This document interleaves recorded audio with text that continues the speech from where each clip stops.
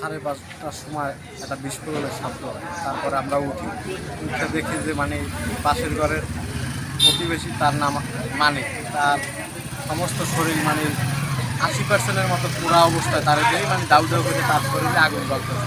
পরে তারে বের করিয়া হেফাজতে নেই, তারপরে সারে খালে নামানোর পর তার আগুন নেবানোর পর তার হসপিটালে পাঠানো হয়েছে, কারণ চিকিৎসাধীন অবস্থায় আছে।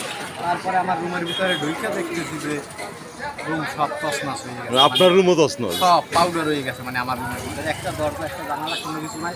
আমার আসবাবপত্র সব কিছু শেষ, ফ্রিজ, টিভি। মূল বাস্ট হয়েছে কি মানিকের ঘরে? মানিকের ঘরে। কি বাস্ট হয়েছে বা কিছু কি অনুমান করতে পারে? ফায়ার সার্ভিসের লোক আসছে, তারা তো ধারণা দিয়ে গেছে গ্যাস থেকে এটা হয়েছে। আচ্ছা, কিন্তু গ্যাস সিলিন্ডার নাকি অক্ষত পাওয়া গেছে? সিলিন্ডার অক্ষত আছে, মানে গ্যাস লিক হয়েছে।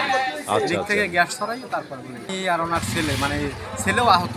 আর ওনার ওয়াইফ এই হলিকা মানে মাদকাসক্তি যে হলিকার চাকরি করে সিএমবির, সে আসছে 9টার সময়, আইসার তারে পায় না, সে পরবর্তীতে হাসপাতালে গেছে। আচ্ছা আচ্ছা আচ্ছা।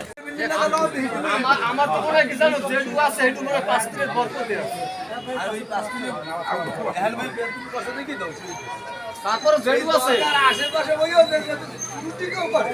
আমি দেই না ভালো। যেটুকু আছে আমাকে দরকার মিছিলে আছে, 5 মিনিট দরকার মিছিলে আছে। হেলমেট এরকম কিছু আছে,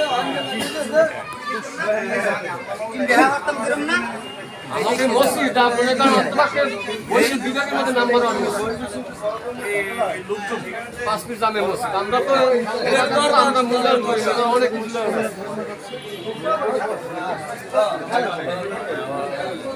একটা তো মনে জন্যই গেছে, একটা তো মনে জন্যই